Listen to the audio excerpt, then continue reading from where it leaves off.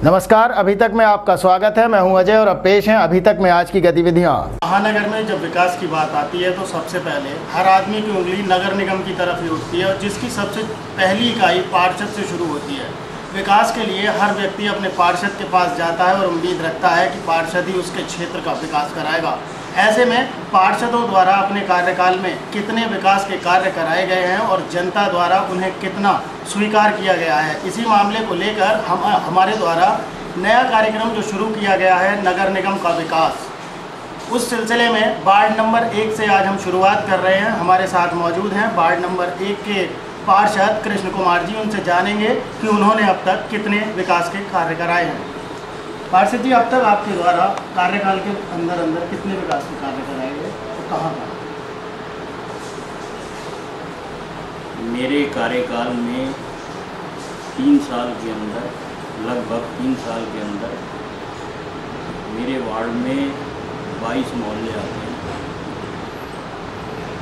Number 1 Milan Vihar, Majholi, Mirpur, Khushalpur, Preet Vihar, Saraswati colony, Nanakpura colony, bank colony, Preet Vihar colony, Alaknanda colony और Basant Vihar colony, Siddharth Nagar, Para की Milak, Shahpur Tigray, ऐसे 22 मोहल्ले मेरे क्षेत्र में आते हैं और बहुत बड़े एरिया। सबसे बड़ा वार्ड होने के नाते मैंने इसमें हर क्षेत्र को प्राथमिकता दी है, चाहे वो मिलन विहार हो, चाहे वो प्रीत विहार हो, चाहे वो बैंक कॉलोनी हो। मिलन विहार की जो हालत थी उसको सुधारने में मैंने काफ़ी सड़कें साईं के पास में और जो मेन रोड की सड़क है और एक सामने अपना स्कूल है आकांक्षा, वो सड़क बन रही है। और एक सबसे बड़ा काम मैंने अपने कार्यकाल में किया है, जो पीएसी रोड जो था उसको दिल्ली रोड से जोड़ने की जो सड़क थी जो कब्रिस्तान के बराबर से निकल रही थी, उसको मैंने निर्माण कराया, जिसमें मिट्टी और सारा काम हो गया है और अब जो है उसका टेंडर है। दूसरा बड़ा काम मैंने जो है मिलन विहार के लोगों की एक मांग थी, मेयर साहब से भी की थी कि एक गेट बने। उस गेट को भी मैंने जो है बोर्ड की मीटिंग में पास कराया और वो बहुत जल्द ही यहाँ पर बनने वाला है। मिलन विहार विकास समिति आपका स्वागत करती है के नाम से। तीसरा, नानकपुरा रोड, जो 22 साल से लोग निराश थे ये सड़क कभी बनेगी नहीं, मैंने काशीराम को और मिलन विहार से जोड़ते हुए दिल्ली रोड से जोड़ा और पूरी कम से कम 50 लाख रुपए से ये सड़क मैंने बनवाई। इसमें 24 खंबे जो हाईवे पे लगते हैं, जो किसी वार्ड में नहीं लगे, वो मैंने 24 खंबे जो है हाईवे के और काशीराम से और बैंक कॉलोनी में लगवा। मैंने बसंत विहार में मैंने पहले कहा कि एरिया बहुत बड़ा है, उसके बाद भी बसंत विहार में मैंने जो है 4-5 सड़कें जो है कम से कम 30-35 लाख से दी। मैंने धानशाह की मिलक में सड़क दी, वीर सिंह जी के सामने वाली। मैंने शाहपुर में रिपेयरिंग कार्य कराए, नल लगवाए, बिजली, मैंने इतनी खंभों पे जो अंधेरे रहते थे, इतना बिजली का मतलब जितनी भी लाइटें आई वो सारे मोहल्लों को बांटी। ऐसा नहीं कि एक एरिया को दी, सब एरिया को दी। और आज जो है विकास कार्य, अब 1 करोड़ रुपया मैंने बोर्ड की मीटिंग में पास कराया। जो जल कल है, जो आज तक व्यवस्था यहाँ पर किसी भी द्वारा नहीं की गई, किसी सभासद द्वारा नहीं की गई, आज भी पानी की व्यवस्था वार्ड 1 में नहीं है, उसको चालू कराने के लिए 1 करोड़ रुपये मंजूर कराया। प्रीत विहार में बड़ा पंप लग रहा है, मिलन विहार में समरसेबिल लग रहा है और उसके बाद में पाइपलाइनें मिलन बिहार की बिछ चुकी हैं। जहाँ जहाँ नहीं बिछी है वहाँ पूरा कराने के बाद में कैंप अगले महीने लगवा दूँगा और यहाँ पर एक जल व्यवस्था पूरे मेरे क्षेत्र को मिलेगी। जो पानी से वंचित हैं वो पहली दफ़े पानी से उनको निजात मिलेगी और हर घर में रोटी का प्रावधान होगा। जब कुछ एरिया जो पार्षद जी आपके यहाँ का है वो गांव के क्षेत्र में आता है तो कई बार ये बात आ जाती है, बोले ये अभी ग्रामीण क्षेत्र में है इसलिए यहाँ पे ये काम नहीं होगा, वो काम नहीं होगा, उसके लिए क्या आगे की कोई? देखिए, मेरे एरिए में मीरपुर मझोली एक गांव, दूसरा गांव शाहपुर तिगरी। मैंने पहले कहा चाहे धानशाह की मिलक हो, चाहे सिद्धार्थ नगर भी पैरा की मिलक में आता है, मैंने वहाँ पर जो है 4 हाईवे से थोड़ी सी सड़क रह गई है छूटी हुई, मैंने वहाँ भी विकास कराया है। मेरे जो गांव है, गांव में आप जाके देखेंगे कि गांव वालों का मैं बैठ के मैंने काम किया। मैंने समाजवादी पेंशन योजना के फार्म भरवाए, मैं वहाँ पर जाकर आधार कार्ड के कैंप लगवाए। ऐसा नहीं है कि वो मेरे लिए पहले हैं, क्योंकि उनको मेरी तरफ उनकी निगाहें ऐसी हैं कि पार्षद महोदय जो भी मेरे पास आता है, मैं कहता हूँ कि जो भी मेरे पास आता है, पूरे वार्ड में आप ढूंढें कि जो भी मेरे पास आता है मैं तुरंत उसका कार्य करता हूँ। आज की तारीख में इस 8 महीने से जनता की उम्मीदें बहुत मुझसे हैं, क्योंकि जो कार्य करता है उससे उम्मीदें ज़्यादा बढ़ जाती हैं।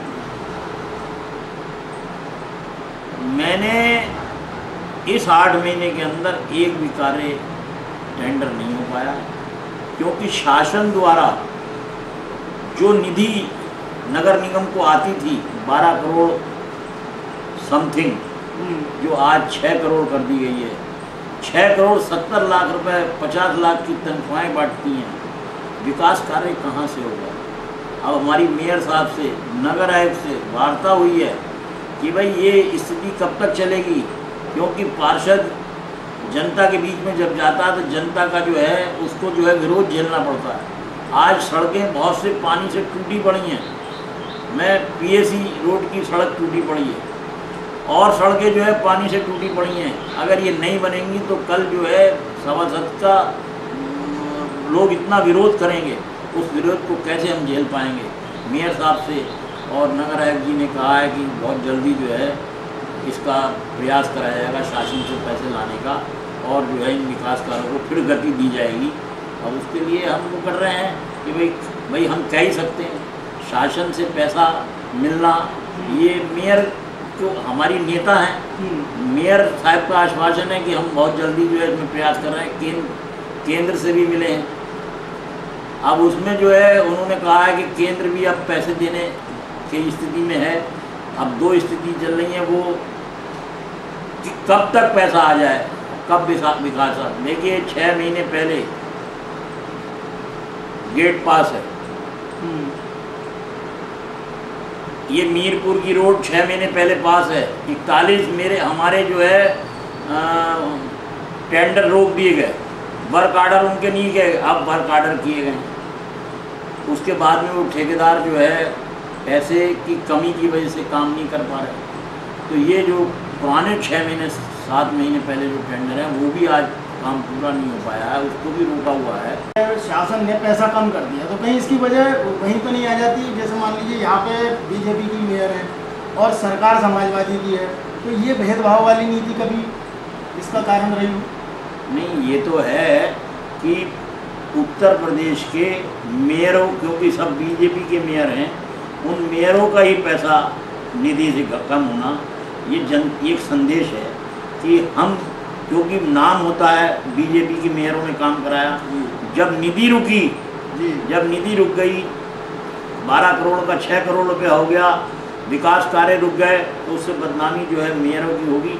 ये भी एक सरकार की सोची समझी चाल है और सरकार उसके तहत जो है इसको रोक कर, और माननीय नगर विकास मंत्री जी कब इसको मांग चल रही है कि अगर नगर विकास मंत्री अगर इस निधि को बढ़ाते हैं तो विकास कार्य होंगे, अन्यथा विकास कार्यों को रोकने में शासन का पूरा हाथ है।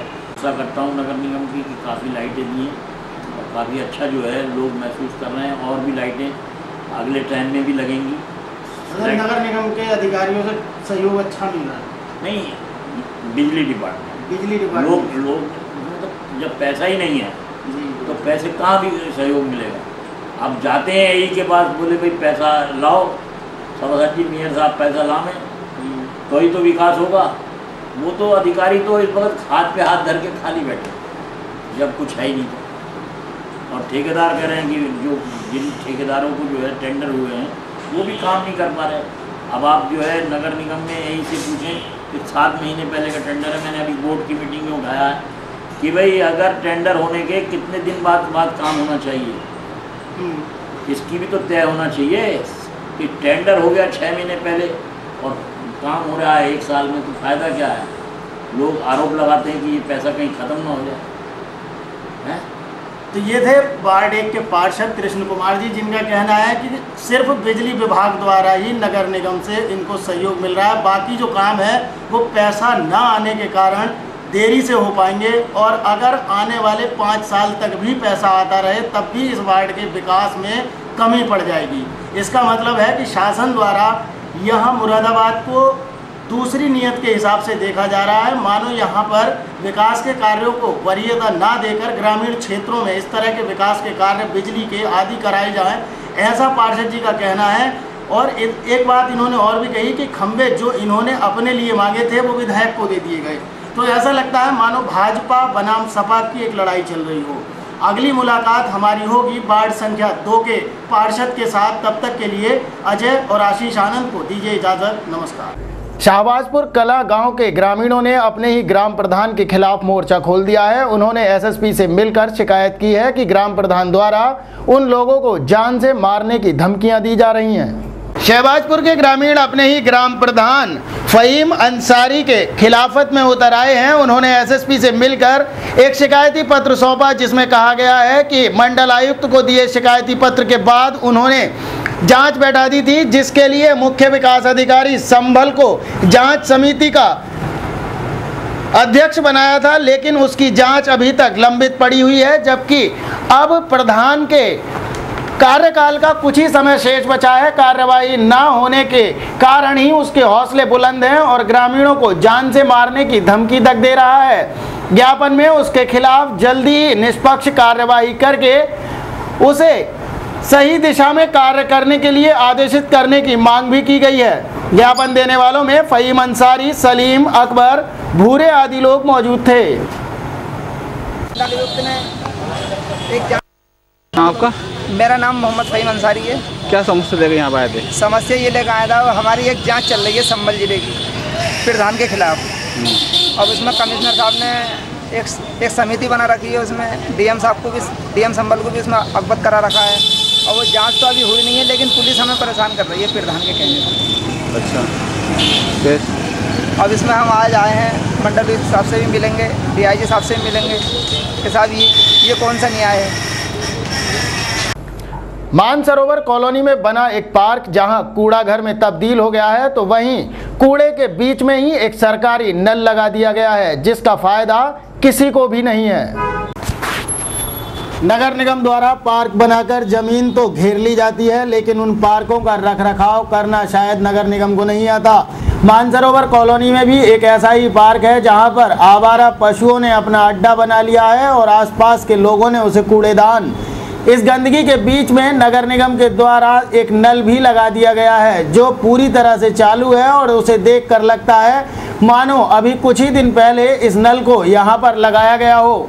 लेकिन इस नल से पानी लेने जाने के लिए किसी भी व्यक्ति को भारी गंदगी का सामना करना पड़ता है और इस कारण ये नल यहाँ पर सफ़ेद हाथी साबित हो रहा है। क्षेत्रीय लोगों ने बताया कि नगर निगम से इस मामले में कई बार शिकायत भी की गई, लेकिन कोई भी कार्यवाही आज तक नहीं होती। तो वहीं पार्षद का कहना है कि कहीं से किसी फंड की व्यवस्था ना होने की वजह से इस पार्क का जीर्णोद्धार नहीं हो पा रहा है। उन्होंने कहा कि अब निगम के पास में शासन द्वारा फंड की कमी होने लगी है। शासन से जहां पहले 12 करोड़ रुपए आते थे, अब उसे 6 करोड़ रुपए कर दिया गया है। इसके अलावा क्षेत्रवासियों ने मांग की है कि या तो इस पार्क की सफाई की जाए, अन्यथा इस पार्क के अंदर कुछ और चीज़ बना दी जाए। फिलहाल नगर निगम द्वारा यहां पर पानी की सप्लाई के लिए एक ट्यूबवेल की व्यवस्था कर दी गई है, लेकिन वो ट्यूबवेल भी भारी गंदगी के बीच में लगा हुआ है, जिसकी वजह से वहां के कर्मचारियों को इस ट्यूबवेल को चलाने के लिए पहुंचने में बहुत ही मशक्कत करनी पड़ती है।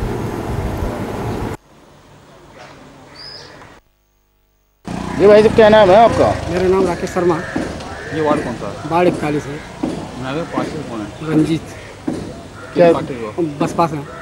क्या परेशानी है यहाँ पे, ये बताइए। परेशानी सबसे बड़ी तो ये है कि जो सड़क यहाँ पड़ी हुई थी वो उखड़वा कर पड़वा दी, और जो मंजूर कराई थी तालाब की तरफ की सड़क वो नहीं पड़ी, और उसके लिए चक्कर काट रहे हैं बराबर। जेई कह रहा बजट नहीं आया, नगर आयुक्त कहने का बजट नहीं आया, और जबकि बीना अग्रवाल के यहाँ जाकर वही मंजूर कराई थी। 1 सितंबर को हम गए थे और काम हुआ उसमें 21 फरवरी को।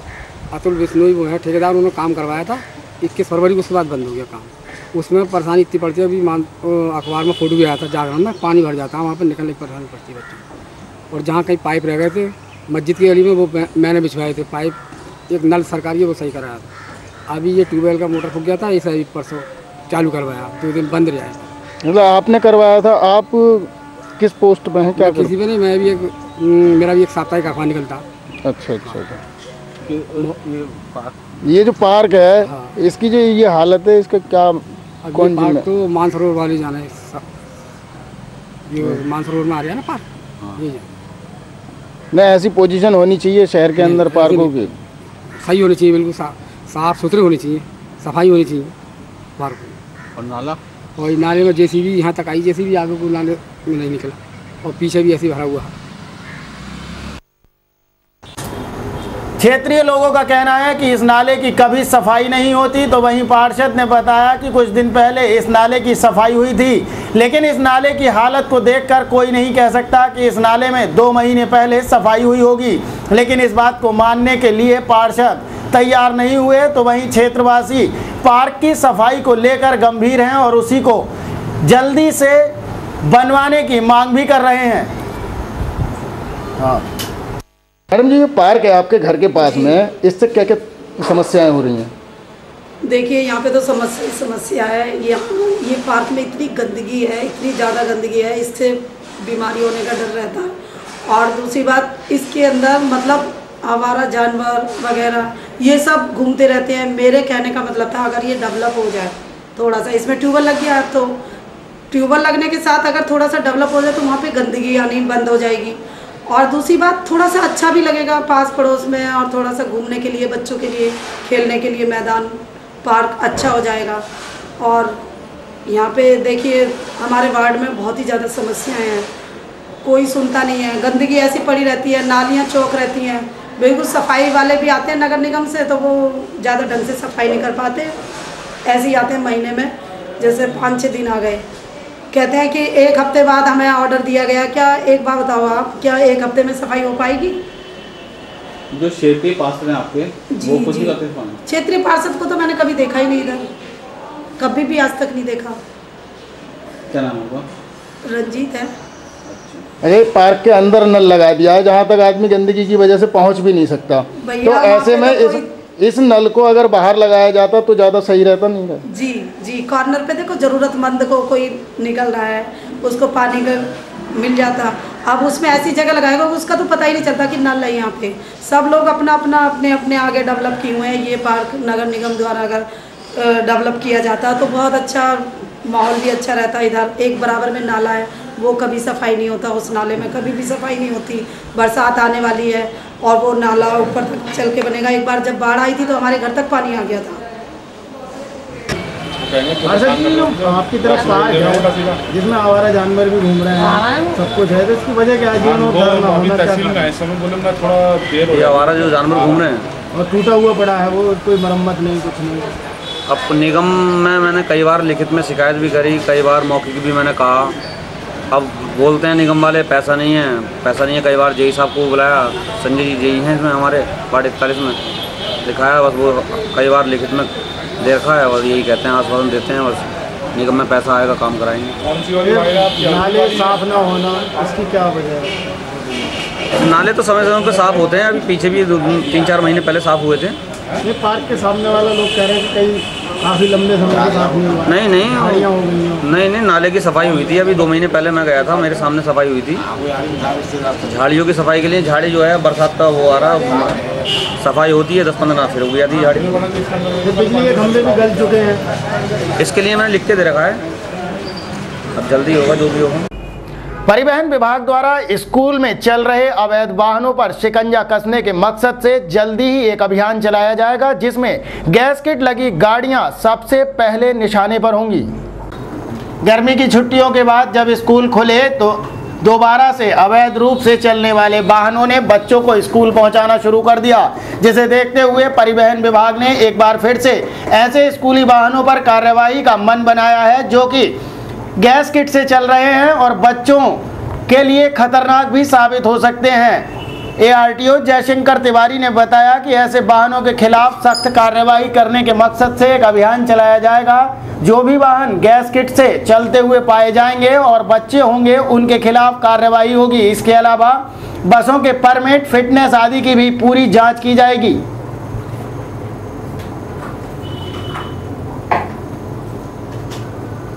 जी सर, स्कूल बसें जो चल रही हैं इनके क्या नियम है और कहाँ? देखिए, स्कूल 2 तरह की गाड़ियाँ होती हैं, एक स्कूल ओन्ड गाड़ियाँ होती हैं और एक स्कूल में सोली चलने के लिए परमिट प्राप्त करती हैं। जो स्कूल ओन्ड गाड़ियाँ होती हैं उनका निर्धारित कलर है, पीले पर हरी पट्टी, और उन गाड़ियों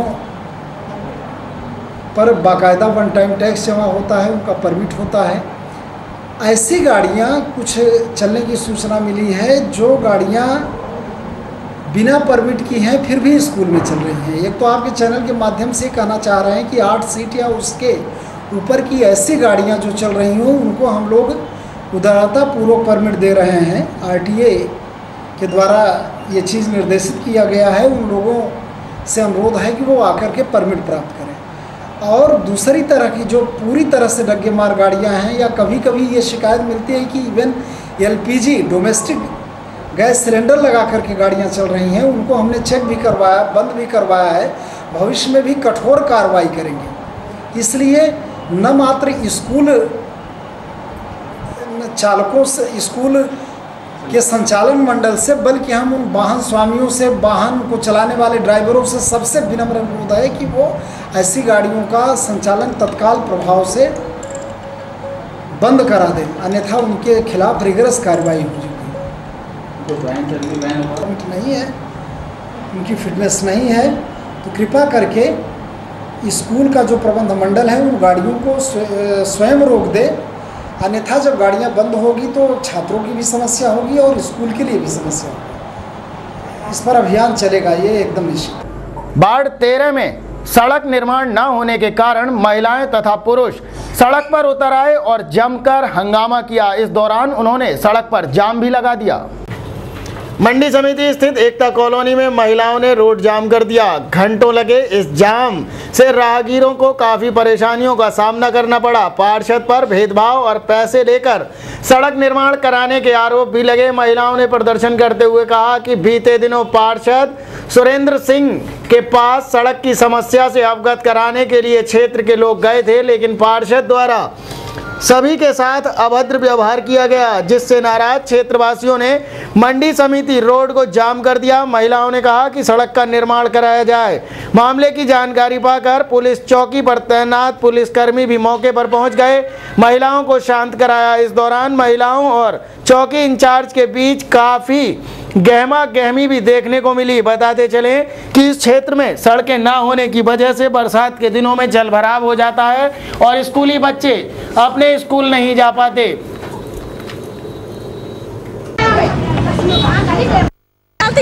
मालती जी कहाँ रहती है, क्या समस्या? एकता कॉलोनी में हमारी सड़क 40 साल पुरानी है, नहीं बनी। हमारी सड़क काट के दूसरी सड़क बनाई गई, पूरी क्षेत्र के लाइन पार में पूरी सड़क बन गई, मेरी नहीं बनी।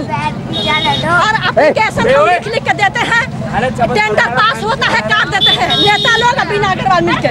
हमारा नहीं। क्या चाहते हैं आप? हम चाहते हैं कि हमारी सड़क नाला बन जाए, हमारा कुछ नहीं चाहते हैं, हमसे नहीं मांगते। क्या परेशानी थी बताइए? सपासत के पास गए, सपासत ने सुरेंद्र सपासत है, उसने कहा 50,000 रुपए दो, 50,000 रुपए दो तो तुम्हारी गली बन जाएगी। अच्छा, सभासद ने छूट से हाँ ये कही, जिसका लिया है उसको बनवा रहा। और गली हमारी बनी गई दिखा दे, टेंडर पास हमारे जनवरी से है, और गली बनवा दे और ये बनी गई दिखा दे। वो गली बनवा लगे, हमारी गली बन। यहाँ के क्षेत्रवासी अब नेताओं से इतने तंग आ चुके हैं कि उन्होंने यहाँ तक बोल दिया कि अब जो भी नेता यहाँ वोट मांगने आएगा उसको जवाब दिया जाएगा।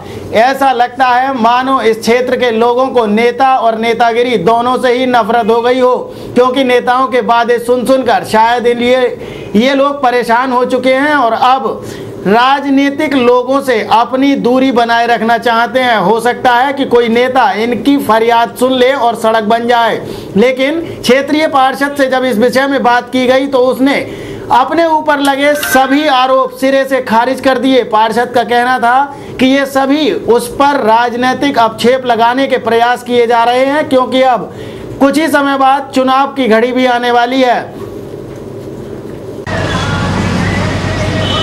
अभी कुछ लोगों ने जाम लगाया है वहाँ पर, और उनका कहना यह है, एकता कॉलोनी में उनका कहना यह है कि आपने पैसे लेकर गली बनवा रहे हैं। ऐसा कुछ नहीं है। अच्छा, लोग आते हैं तो आप उनका आरोप ये भी है, हम लोग कल भी गए, आपने दरवाजा बंद कर लिया। क्या आप क्षेत्र की जनता के प्रति कुछ आपका कोई दायित्व नहीं है? ऐसा कुछ नहीं है, मेरी से जितना मेरा उसमें वार्ड में काम हो गया, इतना किसी वार्ड में भी काम नहीं है अभी। अच्छा, बीच बीच में रास्ते छोड़ के गली बननी है, ऐसा क्या करा है? ऐसा ये कुछ नहीं है, ठेकेदार दूसरा है उसका ठेकेदार दूसरा है। हाँ, महिलाओं का जो आरोप है उनसे अभद्र भाषा का प्रयोग किया जाता है क्या? नहीं है अभद्र भाषा। कल जो वहाँ पर पहुँची तो अभद्र भाषा का बहुत समझाया हमने, उनकी ठेकेदार से बात भी करवाई मैंने जी। उनकी तो आपकी क्या प्राथमिकता रहेंगी क्षेत्र के लिए? हमारी प्राथमिकता ये है क्षेत्र के लिए, जितना मुझे काम मिलेगा तो डटकर करवाऊंगा। अभी 2 साल के अंदर, 3 साल के अंदर इतना काम करवा दिया कि 20 साल में नहीं हुआ था। कल महिलाएं आपसे मिलने आई, उसके बाद आज प्रदर्शन किया, क्यों, आखिर क्या वजह रही? वो ठेकेदार से मैंने खुद बात करवाई उनकी। अब महिला को आप जानते ही हो, और उसमें पाइपलाइन तक की बिछवा दी मैंने उस गली में। एक्सीडेंट की रोकथाम के प्रति परिवहन विभाग गंभीर हो चला है। रोडवेज बस के चालकों को 70 किलोमीटर प्रति घंटा की रफ्तार से अधिक बस न चलाने के निर्देश दिए गए हैं। एक्सीडेंट की रोकथाम के प्रति शासन गंभीर हो चला है। परिवहन विभाग को रोडवेज बस चालकों की बस चलाने की गति पर अंकुश लगाने के निर्देश दिए गए हैं। फलस्वरूप ARM पीतल नगरी डिपो जगदीश सिंह ने बस चालकों की समीक्षा कर 70 किलोमीटर प्रति घंटे की रफ्तार से अधिक बस न चलाने के आदेश बस चालकों को दिए हैं। बस में लगे VTS सिस्टम से चालकों की बस चलाने की गति पर विभाग के अधिकारी नजर रखे हुए हैं। निर्देश का पालन न करने पर बस चालक को पहली बार 500 रुपए का आर्थिक दंड, इस पर भी न मानने पर सेवा समाप्ति के आदेश जारी किए जाएंगे। इस आदेश के बाद अनुबंधित संविदा व विभाग के बस चालकों की बस चलाने की गति पर अंकुश लगने की उम्मीद जताई जा रही है। इसके लिए समय समय पर पहले भी निर्देशित किया जा चुका है, कोई भी चालक नियंत्रित गति के अधिक न चलाए, निर्धारित गति उससे ऊपर न चलाए। इसके लिए अभी भी एक नियमित रूप से समीक्षा की जाती है, मुख्यालय का आदेश भी है और उसमें समीक्षा की जा रही है। जो चालक 70 से ऊपर चल रहे हैं, चाहे अनुबंधित का हो निगम का हो, तो उन्हें प्रथम बार चेतावनी दी जाती है। यदि नहीं करना तो एक बार में उनके 500 रुपये कटौती का आदेश है। उसमें तब भी सुधार नहीं होता तो अनुबंधित वाहन स्वामी का को सचेत करते हुए उसकी अनुबंध खत्म कर दिया जाएगा और जो संविदा चालक है उसको निकाल दिया जाएगा और नियमित चालक हैं तो उसके खिलाफ भी अनुशासनिक कार्रवाई की जाएगी। इस बारे में सबको सचेत भी किया जा चुका है और लोगों को ये बताया भी गया है ये दुर्घटना के लिए बहुत घातक है। ओवर स्पीड करना, आप नियंत्रित गति से चलें, इस बारे में पहले भी सेमिनार की जा चुकी है, सबको सचेत भी किया जा चुका है। अच्छा, आप लोगों को कैसे पता चला, कोई यंत्र लगाया गया है बस में या किस तरह से बताया? हमारी हर बसों में VTS लगे हैं। VTS से हमारे मोबाइल से कनेक्ट रहते हैं। हम लोग जब भी खोलते हैं उसकी पूरी स्पीड गाड़ी इसमें आ जाती है। हमारी इस गाड़ी में कितना कहाँ किस जगह पे कितने बजे उसने ओवर स्पीड गाड़ी चलाई, कितने बजे उसने ब्रेक गलत लिया है, कितने बजे उसने एक्सीलेटर गलत दबाया, सारी चीज़ें हम इसमें मॉनिटर करते रहते हैं। तो अभी तक के माध्यम से रोडवेज़ के चालकों से क्या अपील करना चाहेंगे, क्या निर्देश देना चाहेंगे? निर्देश यही है, अपील भी यही है कि नियंत्रित गति से चलें, उसमें आप भी सुरक्षित है, यात्री भी सुरक्षित है। यात्री हमारा ग्राहक है, हमारा भगवान है, उससे हमेशा उसकी कुशलता की कामना करते हैं, उसकी यात्रा कुशल रहे हमेशा कामना करते हैं, और वो भी अपने परिवार में खुश होकर जाए। नियंत्रित गति चलेगा उसके लिए भी खुशहाली। यहाँ वक्त हुआ है एक छोटे से ब्रेक का, जल्द हाजिर होंगे। ब्रेक के बाद आप देखते रहिए अभी तक।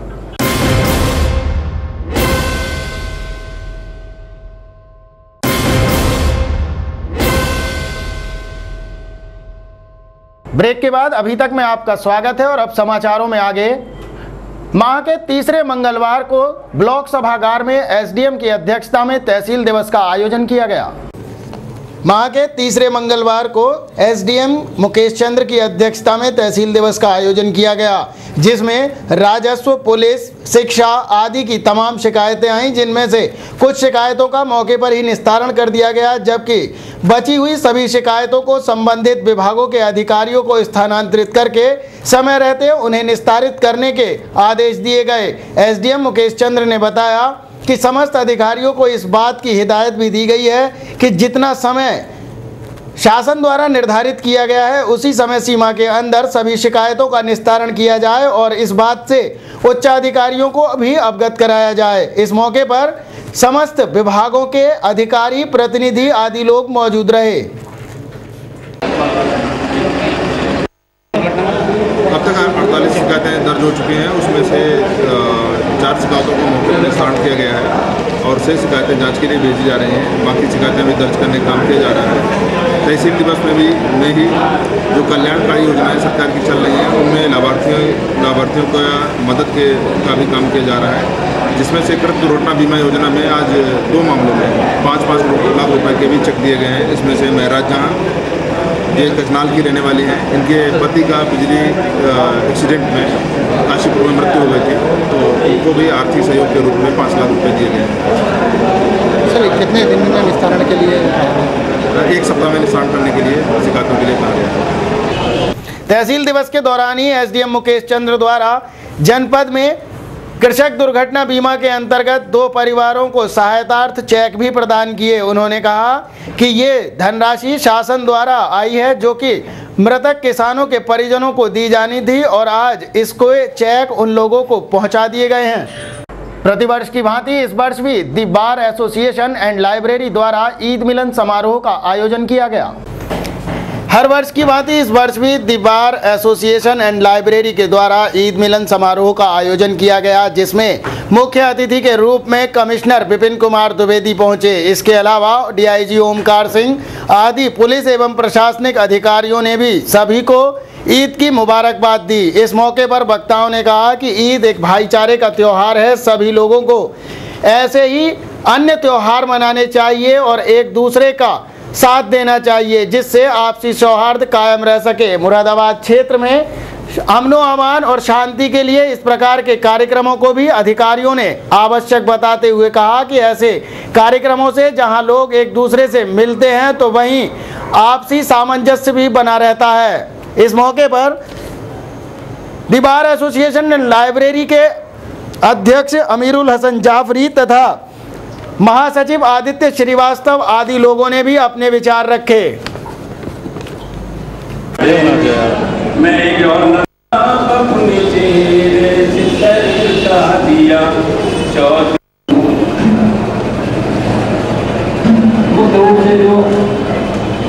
रमजान में रोजा है, जैसे अभी बता रहे थे, वो दिनों की बात है अपने सेल्फ कंट्रोल की, आत्मनियंत्रण की।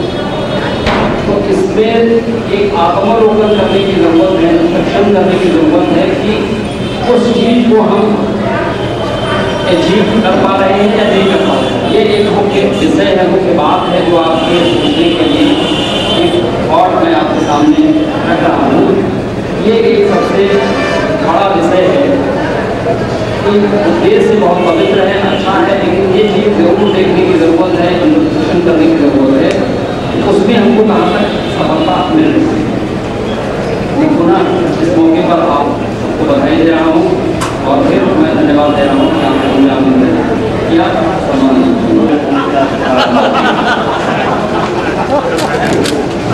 ईद मिलन के अवसर पर हम आप सभी लोगों को अपनी शुभकामनाएं देते हैं।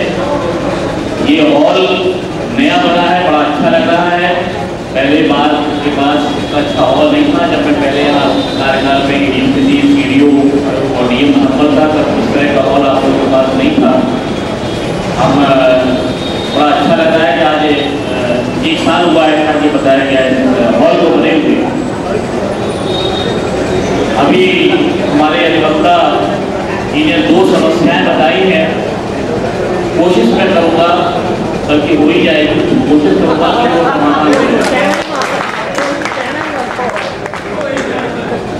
तो वो दोनों चीज़ें हम आपकी पूरी करेंगे। हमारा काम ही है, हमारा कर्तव्य है कि अधिक से अधिक समय जन समस्याओं में लगाएं और बहुत अधिक देर तक हमें आप खाने की तरफ बड़ी तमन्ना साहब को भेजा है। डीएम साहब ने मुरादाबाद बार एसोसिएशन को करीब 1 करोड़ रुपए की भूमि दी है, तो ये बराबर टॉयलेट बन है। मैं उनका मुरादाबाद बार एसोसिएशन की जानिब से शुक्रिया अदा करता हूँ और आशा ही नहीं विश्वास करता हूँ कि वह आगे भी जो भी डीएम और कमिश्नर साहब यहाँ होंगे हमारे बार एसोसिएशन पर ऐसे ही कदम करते रहेंगे। दूसरी बात, कमिश्नर साहब से इस टॉयलेट के लिए समर सेविंग लगवाने के लिए हम गए। मेरा साहब उस कदम से लिखते हुए 4 दिन में समर सेविंग लग गया। 4 दिन बाद खाना ठेकेदार मुझे ढूंढकर कर लिया था, साहब लिख के दे दो मेरी ठेकेदारी खत्म कर रहा हूँ, प्रमाण पत्र न गए। तो ऐसे अधिकारियों को हम सलाम करते हैं मुरादाबाद बार एसोसिएशन की ओर से और आशा ही नहीं विश्वास करते हैं कि हमारे DIG साहब गुलाब सिंह जी थे, इनसे पहले उन्होंने हमारे अधिवक्ताओं को बहुत सम्मान दिया। उसी की बात ही हम अपने नए DIG साहब से भी ये निवेदन करते हैं कि अगर एक बार आप क्राइम मीटिंग में ये कह दें कि वकील को धार्मिक सम्मान दे तो हमारा दिल बढ़ जाएगा। इसी के साथ एक बार फिर मुरादाबाद बार एसोसिएशन की तरफ से आप सभी को मुबारकबाद देता हूं। भावादस की एक आवश्यक बैठक का आयोजन PWD के गेस्ट हाउस में किया गया। भावादस की बैठक निरीक्षण भवन सिविल लाइन में संपन्न हुई, जिसमें मुख्य रूप से भावादस के राष्ट्रीय मुख्य संचालक वीरोत्तम लल्ला बाबू द्रविड़ ने हिस्सा लिया। वक्ताओं ने कहा कि वाल्मीकि समाज का उत्पीड़न चरम सीमा पर है। स्वच्छकार का कार्य करने वालों को सरकार द्वारा चलाई जा रही सरकारी योजनाओं के तहत 40,000 रुपये की आर्थिक सहायता दे दी जा रही है, जो ऊंट के मुंह में जीरे के समान है, क्योंकि 40,000 रुपये में कोई भी रोजगार शुरू नहीं किया जा सकता और अपने परिवार को शिक्षित भी नहीं किया जा सकता। इसके उपरांत संबंधित अधिकारियों से दलालों के माध्यम से सांठगांठ करके 500 से लेकर 5,000 रुपये स्वच्छकार का कार्य करने वालों से योजना का लाभ दिलाने का लालच देकर उनका उत्पीड़न किया जा रहा है, जबकि पुनर्वास के लिए मकान, रोजगार की सुविधा का प्रावधान भी है और मेला ढोने वालों के परिवार के सदस्यों को हर सुविधा मिलने की भी बात कही जाती है। देखा गया है कि गांव में अगर 10 स्वच्छकार हैं तो ग्राम प्रधान द्वारा 1 से पैसे लेकर 1 सदस्य का इनाम दिया गया है और 9 लोग इस लाभ से वंचित हो गए हैं। ऐसा सभी ब्लॉकों में चल रहा है। स्वच्छकार गांव से पलायन करके महानगरों की तरफ जा रहे हैं। अगर उनको सही रूप से रोजगार नहीं दिलाया गया तो गांव में वाल्मीकि समाज का नामो निशान खत्म हो जाएगा। उनका पलायन रोकने के लिए भावादस के पदाधिकारी आगे आएं और स्वच्छकारों को रोजगार व आर्थिक सहायता दिलाकर गांव कस्बों में उन्हें स्थापित करने का प्रयास करें। वक्ताओं ने कहा कि यह भी देखने में आया है कि SC के लोगों के अलावा सामान्य व पिछड़े वर्ग के लोगों को भी स्वच्छकार की लिस्ट में ग्राम प्रधानों द्वारा चढ़ाया जा रहा है। संगठन द्वारा इन सब के लिए मंडल स्तर पर ज्ञापन दिए जाएं जो प्रधानमंत्री को संबोधित हों। इस मौके पर बलबीर भारती, वीर श्रेष्ठ, रवि द्रविड़, सुभाष, राजेंद्र, विशाल, गजराम, हरकेश, राहुल आदि लोग उपस्थित रहे। इसलिए स्वच्छकार के लिए स्वच्छकार को नेताजी क्या कर रहे हैं? देखिए, ये स्वच्छकार विमुक्ति योजना में जो स्वच्छकारों को पैसा दिया जा रहा है, सबसे पहले तो वो पैसे ही 40,000 कम है। उसमें भी लोग अफसरों के साठ गांठ के साथ साथ 5-10 हज़ार दलाली के मार देते हैं उनको मान लीजिए कि 30,000 मिलता है कि कोई रोज़गार गांव के अंदर वो कर सकते हैं। हमारा मानना यह है कि उन्हें जैसे कि ज़्यादा सारी घटना का सरकार 5-5, 10-10 लाख रुपए दे देती है, तो उन्हें कम से कम 5 लाख रुपए दिए जाएं, जिससे कि वो लोग अपने रोज़गार कर सकें। अब स्थिति यह है कि गाँवों में वो लोग भूखे मरने लगे और महानगरों के लिए जा रहे हैं, तो ग्रामों से कस्बों से वाल्मीकि कौम का नामो निशान मिटने जा रहा है। इसका बहुत बड़ा दुख है और इसके लिए हम एक योजना बना रहे हैं कि मंडल स्तर पर एक बहुत बड़ा कार्यक्रम करके और माननीय मोदी जी को, प्रधानमंत्री जी को ज्ञापन सौंपें कि इनकी धनराशि बढ़ाई जाए और सूचकारों के हर सदस्य को, परिवार के हर सदस्य को लाभ मिलना चाहिए। ऐसा प्रावधान है। अगर 10 लोग हैं तो 10 लोगों को लाभ मिलना चाहिए और उन्हें रोजगार और आवास की सुविधा और जो जैसी अच्छी सुविधाएं उन्हें देनी चाहिए, अन्यथा बहुत बड़े आंदोलन करे जाएंगे और सूचकार सड़कों पर आकर। अंबिका प्रसाद इंटर कॉलेज में भूजल संरक्षण को लेकर एक वाद विवाद प्रतियोगिता का आयोजन किया गया, जिसमें सीओ सिविल लाइन मुख्य अतिथि के रूप में मौजूद रहे। अंबिका प्रसाद इंटर कॉलेज में भूजल संरक्षण को लेकर एक वाद विवाद प्रतियोगिता का आयोजन किया गया, जिसमें मुख्य अतिथि के रूप में पहुंचे CO civil line Mahesh Kumar ने छात्र छात्राओं को इसके विषय में गंभीरतापूर्वक जानकारियां देते हुए कहा कि सभी को जल को बचाना चाहिए, क्योंकि अब दिन ब दिन भूमि के अंदर जल की मात्रा कम होती जा रही है। यदि इसका संरक्षण अब भी नहीं किया गया तो आने वाले समय में मानव जाति के लिए काफ़ी मुश्किलें खड़ी हो सकती हैं। इस प्रतियोगिता में महानगर के विभिन्न स्कूलों से प्रति स्कूल 4-4 छात्रों ने हिस्सा लिया, जिसके बाद विजयी छात्र छात्राओं को पुरस्कार देकर सम्मानित किया गया। कार्यक्रम की अध्यक्षता डॉक्टर मनोज कुमार ने की तथा संचालन राजीव शर्मा ने किया। अपने ऐसे व्यस्ततम टाइम से टाइम निकालकर आप हमारे विद्यालय में आए, आपको मार्गदर्शन प्रदान किया, हमें अपना कीमती समय दिया।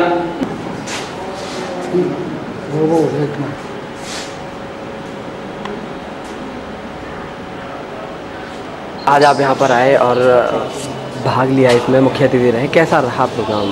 ये अंबिका प्रसाद इंटर कॉलेज है और यहाँ मैंने एग्ज़ाम किया था पीसीएस का। यहाँ भूजल जागरूकता अभियान चलाया जा रहा है, उसके संबंध में निबंध प्रतियोगिता और डायलॉग प्रतियोगिता हो रही है और इस संबंध में मैंने काफ़ी अपने विचार भी रखे, क्योंकि मैं भी ज्योग्राफी का लेक्चरर रहा हूँ, तो मुझे काफ़ी अच्छा लगा यहाँ आकर और इतना सम्मान पाकर और बच्चों से इंटरेक्ट हुआ। तो चूँकि मैं लेक्चरर था तो काफ़ी पुरानी चीज़ें याद आ गई मुझे। ऐसा लगा जैसे अध्यापन के एक टीचर के अंदर जो अध्यापनपन होता है वो सामने आया और बहुत अच्छा लगा। मैंने टिप्स बताए जीवन की सफलता के बारे में, एक अच्छे मनुष्य के रूप में, और 3 इडियट मूवी का उदाहरण देकर बताया कि सक्सेस के पीछे ना जाएँ, काबिलियत के पीछे जाएँ, मार्क्स न देखें, योग्यता की तरफ जाएँ, अपने नॉलेज को बढ़ाएँ और जिधर इंटरेस्ट है, रुचि है, उस तरफ जाएँ।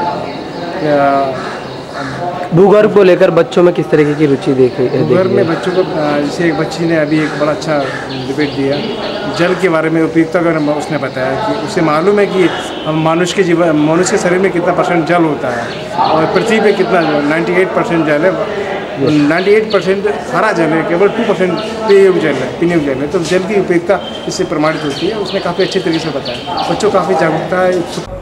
बाबा अमरनाथ सेवा समिति के तत्वाधान में सोमवार की रात को एक जत्था अमरनाथ के लिए रवाना हुआ। जय बाबा अमरनाथ सेवा समिति द्वारा 26वीं वार्षिक यात्रा अमरनाथ के लिए प्रस्थान हुई। सभी भक्तों ने गीता ज्ञान मंदिर में माथा टेक कर सकुशल यात्रा की कामना की। यात्री यहां से चलकर 25 तारीख की रात 10 बजे दर्शन करके वापस मुरादाबाद पहुंचेंगे। यात्रा में विनोद गुंबर, पीयूष अग्रवाल, मनमोहन सैनी, प्रदीप मूलचंद तोमर, राजकुमार, मनीष पीपली, निकुल गोयल, विजय अग्रवाल, राजेश डींगरा, नंदिनी सेठ, स्वाति तोमर, सुनीता तोमर, पूनम सेठी, पुलकित सरीन आदि लोग शामिल हैं।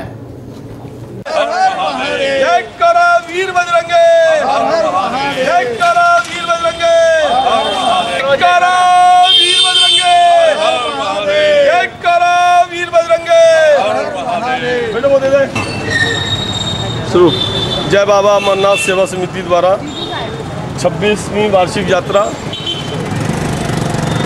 भोलेनाथ के चरणों में हम सभी शिव भक्त बाबा के चरणों में अपना माथा टेकने जा रहे हैं। अपने प्रदेश की, अपने देश की उन्नति हो, हमारा शहर अमन चैन से कायम रहे, हम सब मिलकर एकजुट के साथ रहें। यही कामना के साथ बाबा के चरणों में अपना शीश नवाएंगे। और मेरी हाथ जोड़कर सभी धर्म प्रेमियों से हाथ जोड़कर विनती है, जो सावन जल्द आ रहा है, हम सभी भाई कांवरियों की बहुत अच्छी सेवा करें। जगह जगह भंडारे लगाकर कांवरियों के जो भी मान सम्मान में उनको प्रसाद के रूप में उनको जलपान जो भी दिया जाए उनका स्वागत करें। और हम सभी शिव भक्त 25 तारीख को बाबा के चरणों को नमन करके हम 25 तारीख की रात को मुरादाबाद पहुंच जाएंगे। जय हिंद, जय भारत। कहाँ आप पे जा रहे हो? अब आज हम यहाँ से दिल्ली एयरपोर्ट जाएंगे। सुबह 5 बजे हमारी फ़्लाइट है और हम कल ही बालताल पहुँच जाएंगे। और 2-3 दिन में दर्शन करके जैसे बाबा के अच्छे दर्शन होंगे, बाबा अच्छा मौसम दे, अच्छे दर्शन दे, मार्ग में कोई बाधा ना हो। मुस्लिम डिग्री कॉलेज में इस सत्र से एमए उर्दू और होम साइंस के दाखिले शुरू हो गए हैं। इस बात की जानकारी प्राचार्य डॉक्टर जमील अहमद के द्वारा अभी तक को दी गई। इंटर की परीक्षा उत्तीर्ण होने के बाद अब महाविद्यालयों में प्रवेश प्रक्रिया के लिए छात्रों का जमावड़ा लगने लगा है। कटघर बरबलान स्थित मुरादाबाद मुस्लिम डिग्री कॉलेज वर्ष दर वर्ष एजुकेशन के क्षेत्र में नए नए कीर्तिमान स्थापित करते चले जा रहा है। महानगर के महाविद्यालयों में अपनी अलग पहचान स्थापित कर चुका एमएम डिग्री कॉलेज इस सत्र से छात्रों के लिए MA Urdu, MA home science के कोर्स भी लेकर आया है। साथ ही साथ इसी सत्र से महाविद्यालय में एमकॉम का पाठ्यक्रम भी छात्रों को पढ़ाया जाएगा। कॉलेज प्राचार्य डॉक्टर जमील अहमद ने बताया कि जो छात्र एमए उर्दू व एमए गृह विज्ञान में या एमकॉम में दाखिला लेना चाहते हैं वे जल्द से जल्द कॉलेज पहुंचकर एडमिशन प्रक्रिया पूरी कर लें। प्राचार्य डॉक्टर जमील अहमद ने बताया कि इन कोर्स के अलावा इलाहाबाद यूनिवर्सिटी व अलीगढ़ यूनिवर्सिटी से डिस्टेंस एजुकेशन के माध्यम से विभिन्न प्रोफेशनल कोर्सेज भी दाखिले किए जा रहे हैं। इस साल हमारे महाविद्यालय में 2 फैकल्टी में पीजी शुरू हुआ है, एमए होम साइंस और एमए उर्दू और एमकॉम। इन दोनों ही फैकल्टीज़ में पीजी के लिए रजिस्ट्रेशन शुरू हो गए हैं और 25 के बाद हम इसकी मेरिट लिस्ट निकालेंगे। बीए, बीएससी, बीकॉम के लिए पहली लिस्ट निकाली जा चुकी है, जिनके प्रवेश 25 तक चलेंगे। 25 तारीख के बाद फिर हम दूसरी मेरिट लिस्ट निकालेंगे और ये सिलसिला तब तक चलता रहेगा जब तक कि हमारी स्वीकृत सीटें हैं भर नहीं जाती हैं। वैसे काफ़ी भारी संख्या में लड़के प्रवेश ले रहे हैं और हमें उम्मीद है कि 31 जुलाई तक हम अपना प्रवेश पूर्ण कर लेंगे।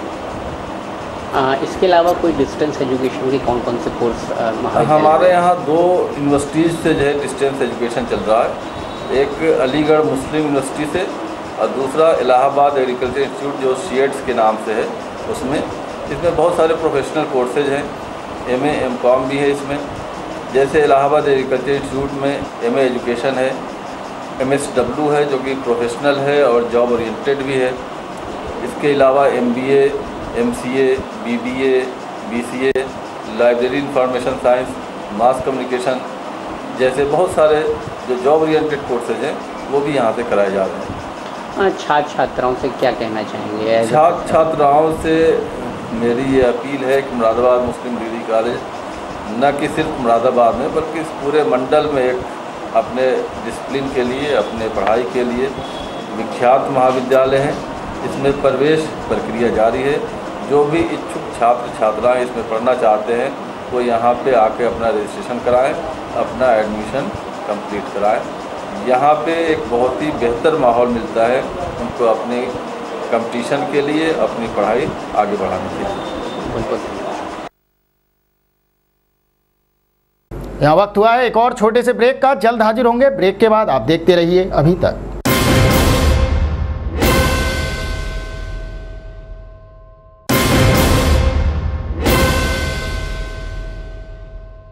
ब्रेक के बाद एक बार फिर से अभी तक में आपका स्वागत है और अब खबरों में आगे। बिलारी तहसील में लगे तहसील दिवस में जिलाधिकारी दीपक अग्रवाल और एसएसपी लव कुमार दोनों ही पहुंचे और लोगों की समस्याएं सुनी। तहसील दिवस में जिलाधिकारी दीपक अग्रवाल एवं एसएसपी लव कुमार ने जनता की शिकायतें सुनी। भूमि संबंधी शिकायतों के निस्तारण में लेखपालों को कड़ी चेतावनी दी गई। सहसपुर के लोगों ने शिकायत करते हुए कहा कि हम लोग शहरी बिल देते हैं लेकिन देहात की बिजली मिलती है, वो भी आधी अधूरी। हमें बिलारी के बराबर आपूर्ति दी जाए जैसे वर्ष 1999 में मिला करती थी और अब तक वसूले गए बिलों की धनराशि बिलों में समायोजित की जाए। डीएम ने अधिशासी अभियंता विवेक अग्रवाल को ये मामला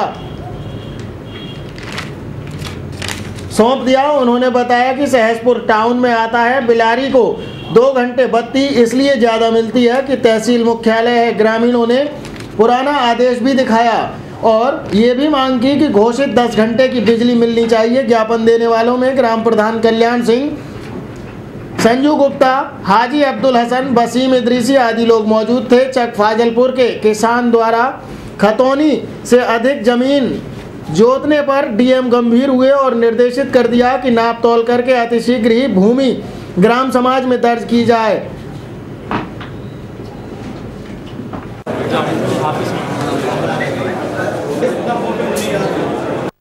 जमीन संबंधित, विद्युत संबंधित, पेंशन संबंधित, आपकी और विभागों संबंधित थी। उसमें 2-4 मामले में मैंने कड़ी कार्रवाई के निर्देश दिए, जिसमें 2 प्रकरण ऐसे थे जमीन के जो मामले जिसमें पूर्व में भी आदेश हो चुके थे और जमीन चक्रों उसमें खाली नहीं हुई थी। खाली होने के दौरान दोबारा कब्जा कर लिया गया था। मैंने राजस्व को निर्देश दिया है कि तत्काल को खाली कराएं और लेखपाल की कार्रवाई साबित करें। एक और मामले में एक शिकायतकर्ता ने अपनी जितनी जमीन उनकी खतौनी में रिकॉर्डेड है उससे ज़्यादा जमीन पे कब्जा किया हुआ है, उसमें भी कोई कार्रवाई नहीं हुई थी। उसके लिए हमने कार्रवाई संबंधित राजस्व अधीक्षक और संबंधित थाने को दे दिया है। बाकी इन विभागों को भी निर्देशित कर दिया गया है कि जो शिकायत आई है उसका गुणवत्तापूर्ण समयबद्ध तरीके से उसका निस्तारण करें। बिलारी तहसील दिवस में मुआवजे की मांग को लेकर कई गांव के लोगों ने तहसील पर प्रदर्शन किया और अपनी अपनी समस्याओं के संबंध में अधिकारियों को ज्ञापन भी सौंपे।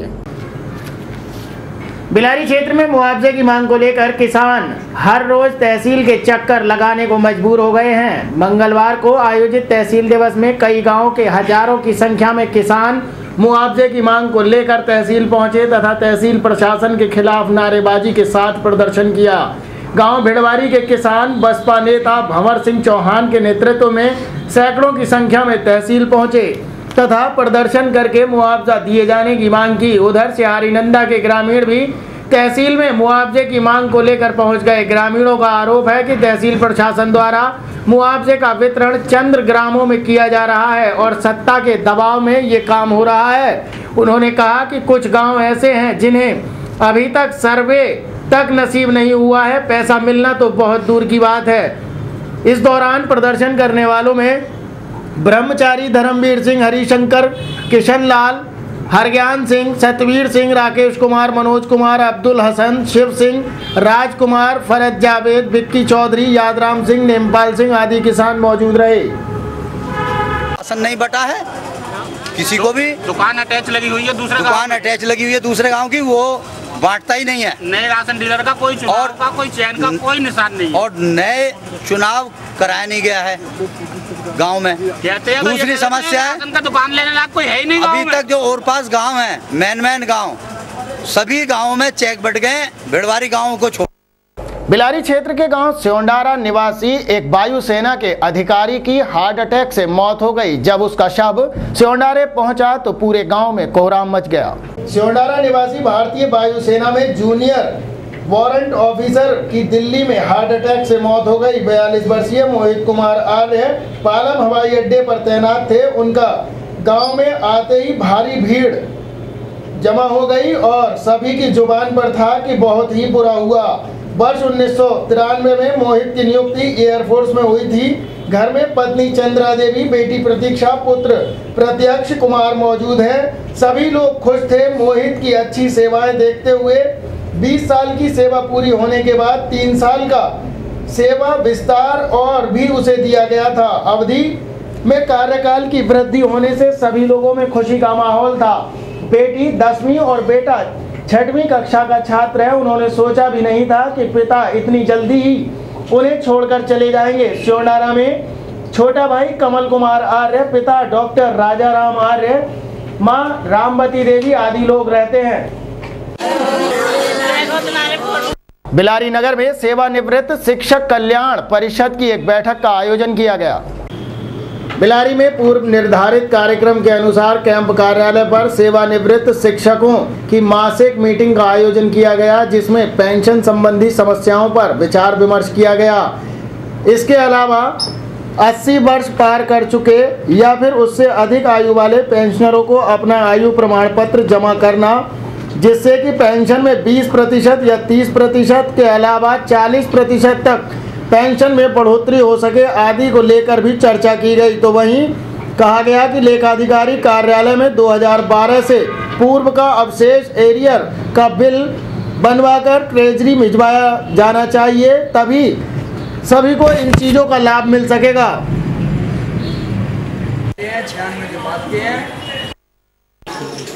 शिक्षकों की जो मीटिंग हुई है इसमें ये मुद्दों पे विचार हुआ। 96 से 2000 तक के रिटायर्ड शिक्षकों को सरकार का जो जियो आया है इसके उपलक्ष्य के संशोधन पेंशन दिलवाई जाए।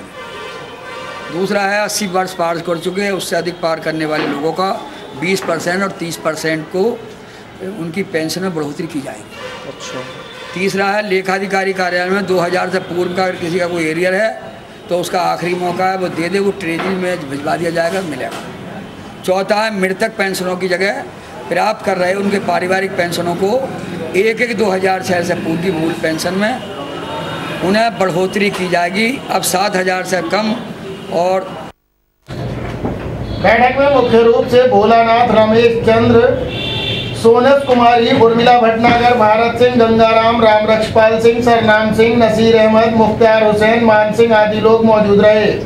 बिलारी क्षेत्र के गांव ग्वारऊ में एक भव्य कलश यात्रा निकाली गई, जिसमें बड़ी संख्या में श्रद्धालुओं ने हिस्सा लिया।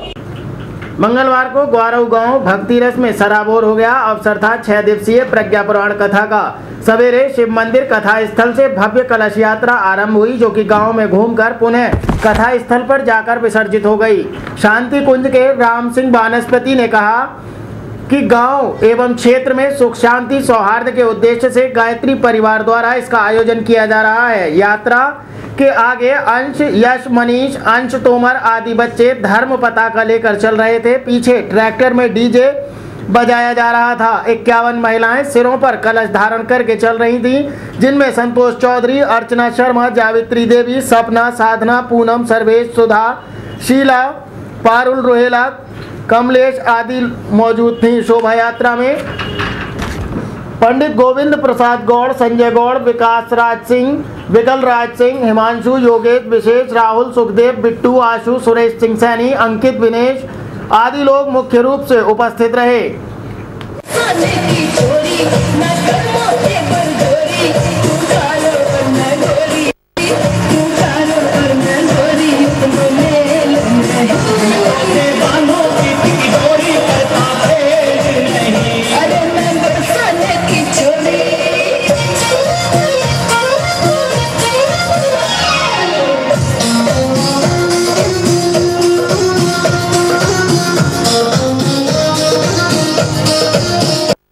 क्या है आज जो कलश यात्रा निकाली जा रही है ग्राम ग्वारऊ में, ये मानव के कल्याण और जो भ्रांतियाँ हैं मनुष्य के जो विचारों में, जो आज मतलब इधर उधर की उथल पुथल जो मच रही है, वो सिर्फ हमारे अज्ञान के कारण है।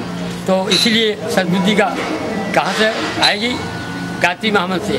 तो गायत्री महामंत्र के माध्यम से ये सत्संग होने जा रहा है कि सबको सद्बुद्धि मिले, पूरे गाँव का कल्याण हो, पूरे गांव का उत्थान हो और सभी सुखी हो, सभी स्वस्थ हो, सभी निरोग हो। ऐसे भाव के लिए कितने दिन तक चलेगा ये 26 तारीख को पूर्ण आहुति इसकी की जाएगी 5 कुंडीय गायत्री महायज्ञ से। सुबह प्रातःकाल यज्ञ होगा प्रतिदिन 5-6 बजे से, और उसके बाद 1 बजे से 3 बजे तक प्रज्ञा पुराण सत्संग होगा। फिर सायंकाल 7 बजे से 10 बजे तक प्रज्ञा पुराण। तो फिलहाल के लिए अभी तक में बस इतना ही। इसी के साथ अजय और अभी तक की पूरी टीम को दीजिए इजाजत। नमस्कार।